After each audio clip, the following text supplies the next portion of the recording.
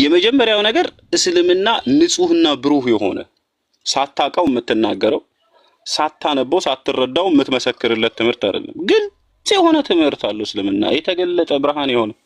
ስለዚህ እኔ ገና ያላደርኩ ገና ምንም ምን ያልተዘፍ በደንብ እንትን ያላልኩኝ ፐርሰን መጥቼ እስልምና ላይ እንዲህ ነው ብዬ እንትን ላቦካለህ አልችልም። እና እንደዛ አይነት ነገር የለም። ገባ? እስልምና ብሩህ ነው ወንድሜ፣ ብርሃን ነው፣ የተውሂድ ትምህርት ነው። ማንም እንትን ሊል ይችላል፣ ይሄንን ግን ሊሽረው አይችልም። አንድ ነገር ልንገርህ፣ እኔ መጣውም እኔ ሄድኩም እኔ ኢስላሚክ ቲቺንግ ደገፍኩም አልደገፍኩም፣ እስልምና ግን ብሩህ የሆነ ትምህርት ነው፣ የብርሃን ትምህርት ነው፣ ብሩህ የሆነ ትምህርት ነው እስልምና።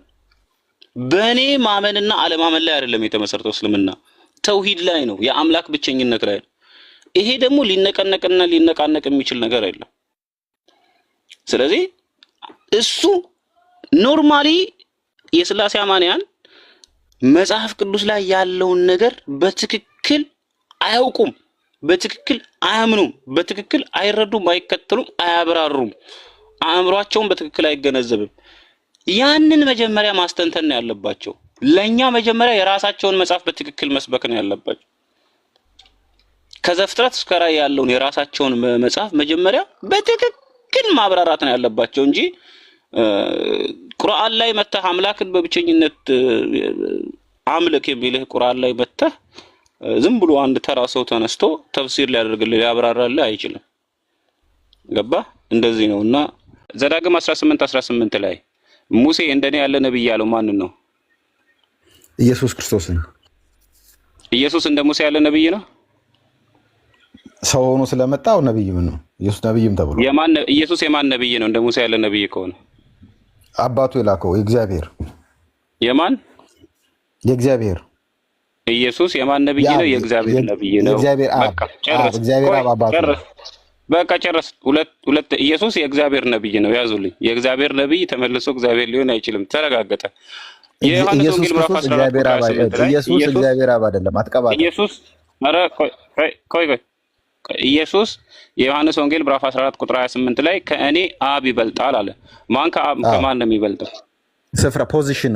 ኢየሱስ ምድር ላይ ከነበረበት ቦታ ፖዚሽን ነው የሚያወዳድረው። አካል ጋር ነው የሚወዳድረው። ስለ ስፍራ ነው። ስለ ስፍራ ማን ከማን ነው የሚበልጠው? ኢየሱስ ምድር ላይ ከነበረበት ስፍራ አባቱ አብ በዙፋኑ ያለበትን ስፍራ ያወጣ። ማን ከማን ነው የሚበልጠው? ኢየሱስ ሲናገር ከእኔ አብ ይበልጣል። ማንም ከማንም አይበላለጥም። ስፍራ ነው። ስፍራ ከእኔ አብ ይበልጣል ያለው የኢየሱስ ንግግር ስህተት ነው ማለት ነው አይደለም። ዮሐንስ 14:28 ላይ ስፍራ ነው። ፖዚሽን ከእኔ አብ ይበልጣል ብሏል። ከእኔ አብ ይበልጣል እንጂ ስለ ፖዚሽን አላወራም። ክፍሉ ስለ ፖዚሽን ነው የሚያወራው። ኦኬ ሰዎች ያዙልኝ። ከእኔ አብ ይበልጣል ነው ያለው። የንጽጽሩ የማንነት እንጂ የቦታ አይደለም። ያዙ እንግዲህ እንደዚህ ነው። ኦኬ ፖዚሽን። ኦኬ ሶስተኛ ጥያቄ የማቴዎስ ወንጌል ምዕራፍ 4 ላይ ኢየሱስ እንደዚህ አለ፣ ለጌታ ለአምላክ ስገድ እርሱን ብቻ አምልክ አለ። ኢየሱስ ጌታ ብሎ ሲናገር ማንን ነው ጌታ የሚለው? ራሱንም ጨምሮ ነው። ኢየሱስ ጌታ ብሎ ጌታዬ ወይንም ጌታ ብሎ ሲናገር ማንን ነው? ለምሳሌ ሉቃስ ወንጌል ምዕራፍ 4 ቁጥር 16 ላይ የጌታ መንፈስ በእኔ ላይ ነው አለ። ጌታ ሲል ማንን ነው? ኦኬ የጌታ መንፈስ በእኔ ላይ ሲል ስለ አባቱ አብ እየነገረን ነው። ኦኬ ለጌታ ለአምላክ ስገድ እርሱን ብቻ አምልክ ሲል ኢየሱስ ጌታ የሚለው ማንን ነው? ለጌታ አምላክ ስገድ ብሎ ለሰይጣን ሲነግረው ግን ዮሐንስ ወንጌል ላይ ኢየሱስ ክርስቶስ ከዛ ከእግዚአብሔር አብ ወጥቶ ስለመጣ ያ ጥቅስ በብሉይ ኪዳን ኢየሱስ ክርስቶስ ለጌታ ሲል ማንን ነው? እዛ ክፍል ላይ ኦኬ የጌታ መንፈስ ሲል ስለ አብ እየነገረን ነው። ለጌታ አምላክ ስገድ ሲል ግን ራሱን ጨምሮ ሰይጣን መስገድ ያለበት ለአምላክ መሆኑን እየነገረ ነው። ሰይጣን ስላሴን ያውቃል እንዴ? ሰይጣን ስላሴን ያውቃል? አዎ አልተጻፈም። ያውቃል አያውቅም አልተጻፈም መጽሐፍ ቅዱስ ላይ። እንደማያውቅና እንደማያምን ግን መጽሐፍ ቅዱስ ይናገራል በግልጽ ቃል። ያዕቆብ መልእክት ምዕራፍ 2 ቁጥር 18 ላይ አምላክ አንድ እንደሆነ አጋንንት ያምናሉ ይንቀጠቀጣሉ ይላል። አምላክ አንድ እንደሆነ ያምናሉ ሲል ስለምንድን ነው? በምንነት አንድ እንደሆነ ያምናሉ ነው? እግዚአብሔር አንድ መሆን እግዚአብሔር እንዳለ ያውቃል ማለት ነው። አምላክ አንድ እንደሆነ ያውቃል ይንቀጠቀጥማል። እግዚአብሔር በባህሪ አንድ እንደሆነ ያውቃሉ ነው ወይንስ በማንነት? ክፍሉ ግልጽ አደረግም። በቃ እግዚአብሔር አንድ መሆኑን ሴጣን ያውቃል ይላል። ይንቀጠቀጥም አላለቀ። ሌላ ምንም የሚናገረው ነገር የለም። ሰይጣን ተውሂድን ነው የሚያውቀው፣ ስላሴን አያውቅም። አልተጻፈም። ስለዚህ ለጌታ ለአምላክ ስገድ እርሱን ብቻ አምልክ ሲል ጌታ ያለው ኢየሱስ ማንን ነው? ሰይጣን መኖሩን ራሱ መጽሐፍ ቅዱስን ይነገራችሁ ለእናንተ። እሺ ቀጥል። የማርቆስ ወንጌል ምዕራፍ 12 ላይ ኢየሱስ ከሕግ ሁሉ በላይኛይቱ የትኛይቱ ናት ሲል ለጌታ እስራኤላዊ ስማ ጌታ አምላካችን አንድ ጌታ ነው አለ። ኢየሱስ እስራኤላዊ እንደመሆኑ ጌታና አምላክ ብሎ የሚጠራው ማንን ነው? እስራኤላዊ እንደመሆኑ ኢየሱስ ክርስቶስ አባቱን ጌታና አምላክ ብሎ ጠርተዋል። ምንድን ነው? ስለዚህ እስራኤላዊ እንደመሆኑ ለጌታ ለአምላክ ስገድ እርሱን ብቻ አምልክ ሲል ማንን ነው እያለ ያለው ኢየሱስ? ጌታ አምላክን አምልክ ብሎ ኢየሱስ ለሰይጣን ሲለው ራሱን በብሉይ ኪዳን እስራኤላዊ አይደል? እስራኤላዊ አይደል?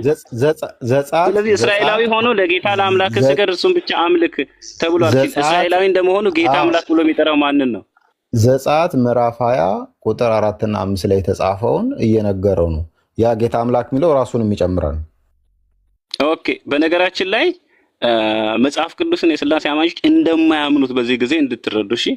ኢየሱስ ጌታ አምላክ ብሎ የሚናገረው ሁልጊዜም አብን ነው። ለምሳሌ የሉቃስ ወንጌል ምዕራፍ 1 ላይ ራሱ መልአኩ መጥቶ ያ ጀብሪል ወይንም ገብርኤል መጥቶ ለማርያም አበሰራት ሲባል ጌታና አምላክ ብሎ የሚጠራው አብን ነው። ያዙልኝ እንግዲህ። በሶስተኛ ደረጃ የሉቃስ ወንጌል ምዕራፍ 2 ቁጥር 46 ላይ ኢየሱስ ማርያምና ዮሴፍ ያመለኩት ማንን ነው በአንድነት? ኢየሱስ አላመለከም፣ ማንንም አላመለከም። አልተጻፈ እንደዛ አይልም። ኢየሱስ ፋሲካ አላደረገም። ኢየሱስ አመለከ አይልም። ክፍሉን ካለማንበብ የተነሳ ነው። ኢየሱስ ፋሲካ አላደረገም። ኢየሱስ ፋሲካ አላደረገም ወይ? ወላጆቹ ፋሲካን ሊያከብሩ ወጡ ነው የሚለው። አልተጻፈም። እሱ አላደረገም ፋሲካን አይልም። ኢየሱስ አመለከ አይልም። ኢየሱስ ፋሲካ አላደረገም ወይ? ለምሳሌ ከሐዋርያቱም ጋር ፋሲካ አደረገ። ፋሲካን አያደርግም ኢየሱስ? ክፍሉን አንብበው። ኢየሱስ ፋሲካን አላደረገም ወይ? የፋሲካ በዓልን ምን ፋሲካን አደረገ? ምን አይልም፣ አይናገርም። አመለከ አይልም። ላንብብላችሁ። ሉቃስ ወንጌል ምዕራፍ 2 ቁጥር 46 አመለከ አይልም። የሥላሴ አማኝ መከራው መጽሐፍ ቅዱስ ራሱ እኮ ነው የሚቀብረው የሥላሴ አማኝ። እኛ እንገንዛለን፣ መጽሐፍ ቅዱስ ይቀብረዋል። የሉቃስ ወንጌል ምዕራፍ 2 ቁጥር 46 ላይ የ12 ዓመት ልጅ በሆነ ጊዜ ከወላጆቹ ጋር ወዴት ሄደ? ወደ ኢየሩሳሌም ወጣ። ቀኖቹንም ከፈጸሙ በኋላ ይላል። እናቱ ማርያም የ12 ዓመት ልጅ የሆነው ኢየሱስና ዮሴፍ ቀኖቹንም ከፈጸሙ በኋላ ማን ናቸው ቀኖቹን የፈጸሙት? ወላጆቹ ዮሴፍና እጮኛው። እሱስ አልፈጸመም? ይዘውት ሄዱ እንጂ ኢየሱስ አመለከ እንደዚህ ያለ አልተጻፈ። ስለዚህ ኢየሱስ የእስራኤላዊ ሕግን እየጣሰ ያደገው የእስራኤላውያንን ሕግ አልፈጸመም እያልክ ነው? አመለከ ተብሎ አልተጻፈም። በሕግ መከሰስ አለበት። ኢየሱስ እንደ ሕጉ የእስራኤልን ሕግ ወይንም ትእዛዝ ፋሲካን ማድረግ ስላላደረገ መከሰስ አለበት አይደል? ሕጉ ጥፋተኛ ያደርገዋል። አይልም አይከሰስም። አሁን አልፈጸመም አልከኝ እኮ አንተ አልፈጸመም አልከኝ። ያልተጻፈ አታንብባ። ስለዚህ ሕጉ ይከሰዋል። ኢየሱስን ሕጉ ይከሰዋል። የመጽሐፍ ቅዱስን ኢየሱስ ሕጉ ይከሰዋል። ኦኬ። ዘዳግም 6:4 ላይ እንደዚህ የሚል ቃል አለ። ዘዳግም 6:4 እስራኤል ሆይ ስማ ጌታ አምላካችን አንድ እግዚአብሔር ነው። አምላክ እግዚአብሔርን በፍጹም ነፍስ፣ በፍጹም ኃይል፣ በፍጹም ውደድ። እኔም ዛሬ አንተን የማዘን ይህንን ቃል በልብህ ያዝ፣ ለልጆችህም አስተምረው አለ። እናቱ ማርያም በዚህ ሕግ መሰረት ስለ አምላኩ ለኢየሱስ አስተምረዋለች ወይስ አላስተማረችው? ለኢየሱስ ክርስቶስ እናቱ ምን አስተምረዋለች ያልከኝ? እስራኤል ሆይ ስማ የሚለውን ሕግ እንዲያስተምሩ ለወላጆቻቸው ትእዛዝ አለ በዘዳግም ላይ። ልጆችህንም አስተምረው በቤትህም ስትቀመጥ እያለ እናትና አባት ለልጆቻቸው የአምላክን ብቸኝነት እንዲመሰክሩ እንዲያስተምሩ መጽሐፍ ቅዱስ አዟል። ታዲያ እናቱ ማርያም ለልጇ አምላክህ አንድ ነው ብላ አስተምረዋለች ወይስ አላስተማረችው? አልተጻፈም። አስተማረችው ተብሎ ምንም የጻፈበት ቦታ የለም። ሕጉ ይላል እንድታስተምር ሕግ አለው። ሕጉን ጥሳለች አላስተማረችው? ሕጉ ይላል ግን አስተማረችው ወይም አላስተማረችው ተብሎ አልተጻፈም። ሕጉን አላከበረችም ማለት ነው። በእድሜ ልኳ ሕጉን ሳታከብር ሰንበት መጽሐፍን ሳታነብለት ኦሪትን ሳታነብለት ነው ያሳደገችው። ኢየሱስ የእግዚአብሔር መንፈስ ላይ ነው ብሎ ትንቢተ ኢሳይያስ ላይ ጻፈው። ኢየሱስ በብሉይ ኪዳን ሕግ መሰረት በደም ተቀድሷል ወይንስ አልተቀደሰም? ሉቃስ ወንጌል ምዕራፍ 2 ላይ በሐዘን የሚከፍል በደም መቀደስ አለበት ይላል። ኢየሱስ በዛ በዋኖሱ ደም ተቀድሷል ወይንስ አልተቀደሰም? አቆሙት። እናትና አባቱ በጌታ ፊት ሊያቆሙት 2 እርግብና 2 ጫጩቶች ብሎ መስዋዕት ሊያቀርቡ በደሙ ተቀድሷል ወይንስ አልተቀደሰም? አልተጻፈም። በጌታ ፊት ሊያቀርቡት ወሰዱት ይላል ሉቃስ 2:22